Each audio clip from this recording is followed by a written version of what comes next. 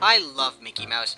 He's one of the most recognizable classic cartoon characters, right alongside Bugs Bunny. And, just like the Looney Tunes, I grew up watching a lot of old Mickey Mouse cartoons on VHS, along with other classic Disney shorts and films. No, those aren't the only ones that I own, they're just the ones that I decided to bring out. Heck, I even own this Mickey Mouse blanket, which is nostalgic, nice, keeps me warm at night, and the most badass thing you will ever see. However, in recent years, Mickey's presence in the mainstream has started to fade away. People still recognize him, of course, but not for the same reasons. He was always seen as the mascot of Disney, but nowadays that's all people know him for. They'd never seen Steamboat Willie or The Moving Day, and I'd be willing to bet that a lot of people couldn't describe his personality. I don't want to sound like I'm whining that the older days are better, but I do feel it's a shame because the character Walt Disney created was more than just some marketing label to be slapped onto anything. He was a mischievous, troublemaking mouse who got into all sorts of antics and fun adventures with his friends. Thankfully, Mickey has stuck around this decade with his most popular format, video games. Wait. Yeah, isn't that weird? The last time Mickey was in anything relevant in animation was Fantasia 2000, and that was just recycled from the original Fantasia. With video games, he's had a fairly enduring popularity with a plethora of games, most notably his appearance in the Kingdom Hearts series. Some of these games were good, some of them were not so good. However, in 2010, Warren Spector, the genius behind Deus Ex and Thief, released a Mickey Mouse title that was supposed to return him to the classic style of the mouse, the troublemaker with the heart of gold. Or would it? See, in the title, called Epic Mickey, you could play the game as you wanted, destroying the world or repairing what you've damaged in the wasteland filled with rejected and forgotten Disney characters. Epic Mickey was... Wait a minute, this isn't Epic Mickey.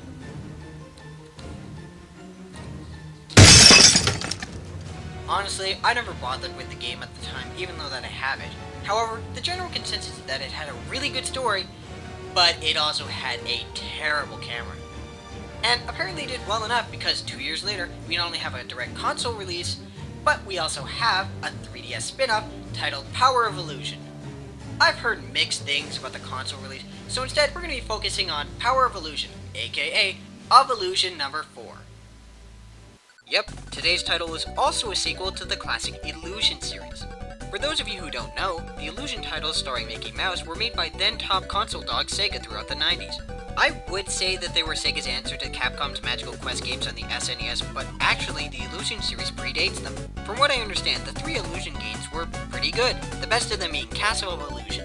In fact, Dream Rift, the developers of Power of Illusion, said they played Castle of Illusion every day when they designed this game.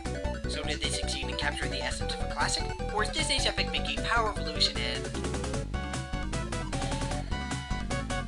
I hate to do this to myself. A failure of epic proportions? Allow me. You're welcome for that, by the way. Let's find out. Let's start with the plot. There is none. All it amounts to is Minnie gets captured, save her and whoever else you can find. It couldn't be more simplistic. Now, I have no problem with the generic story so long as the gameplay is good, but considering the last Epic Mickey had a huge focus on plot and character choice a la Deus Ex, this is really disappointing since all the characters say pretty much the exact same thing. But then again, it is a Mickey Mouse game, you shouldn't expect some Shakespearean writing, so hopefully it'll be fun to play, right? Disney's Epic Mickey Power of Illusion is a side-scroller with an incredibly slow pace, in which you go through levels based off of popular Disney movies.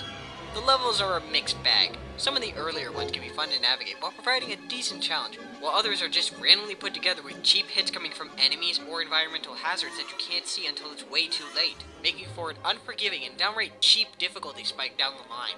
They're at least all unique, I'll give them that, but they're limited to 3 movies, Peter Pan, Aladdin, and The Little Mermaid. Which means, you guessed it, platforming water levels for the very last world. Has there even been one game that has done these well? Okay, fair enough, but this game certainly does not. Especially when you consider that this game already was at such a sluggish pace, and the water levels consist of about a third of the game.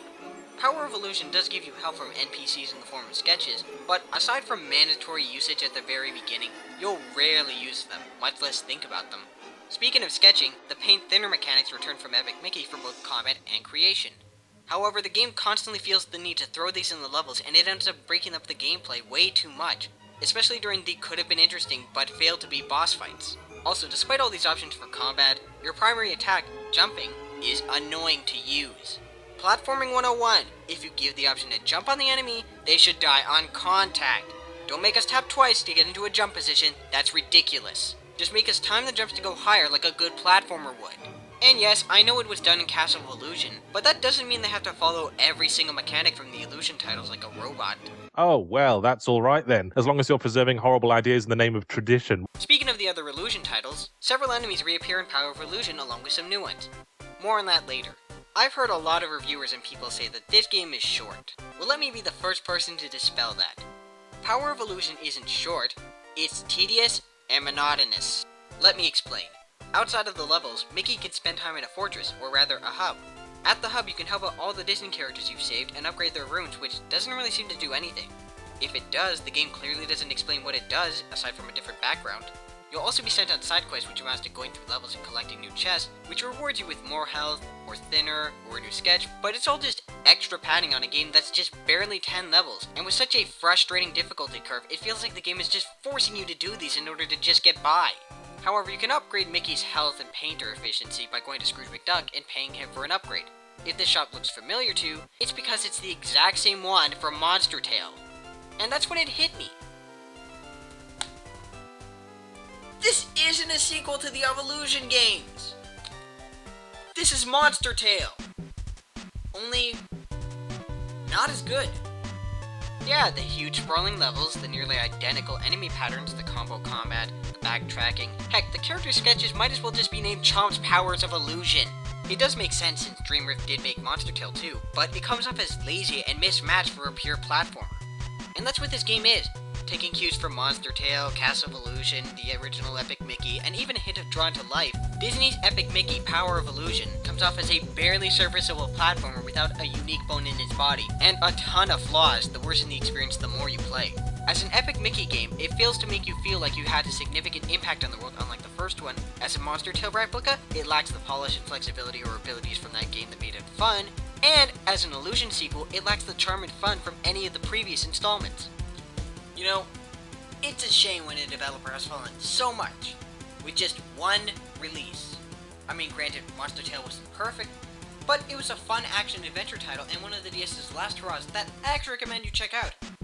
Disney's Epic Mickey Power of Illusion, on the other hand, is one of the 3DS's earliest disappointments. Lots of potential, but a failure to execute. And finally, the presentation. Coming from the developers of Monster Tale, the graphics are top-notch.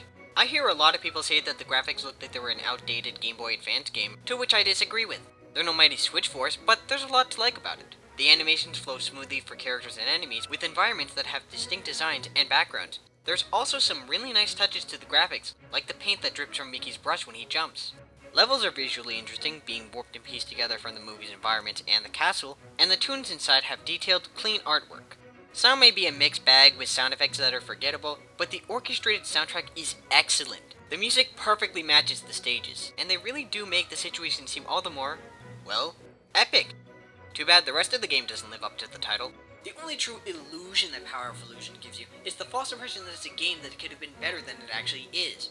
It took elements from Monster Tale, Epic Mickey, the classic Illusion titles, but if there's one thing that this combination doesn't give you, is anything that's a good game. It comes off as a soulless platformer that only earns a 5.5 out of 10, and that's me being very generous with this one. Now, normally, I'd suggest trying out the demo because there are a lot of good ideas in here. However, whoever decided to program that demo can shove a paintbrush where the sun don't shine by having a boss fight that ends way before you can actually fight it. And normally, I'd also end it by saying game on my friends and just walking off, but there's one more thing that I want to talk about. In the last half-decade, Mickey Mouse has become a shadow of his former self, only used to sell a product by name recognition alone, and as a result, losing his charm and appeal. Instead, ending up as a product of the Disney Corporation.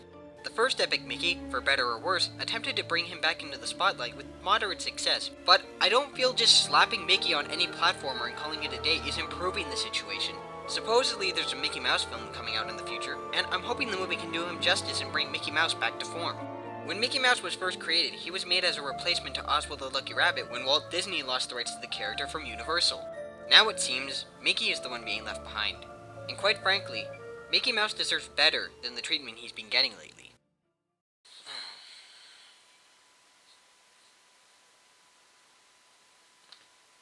What a waste. I'm depressed.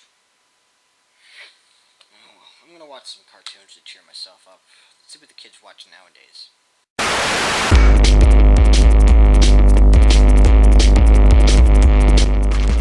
Oh, yeah! Yeah! What? Woo! Adventure time! Come on, grab your friends. We'll go to very distant lands. We'll take the dog. Haha! Thanks for watching! If you like what you saw, subscribe to Kaz. If you want to see more of him, click on the videos right over here. Now what does he always say at the end of his videos? Oh yeah! Until next time, game on my friends!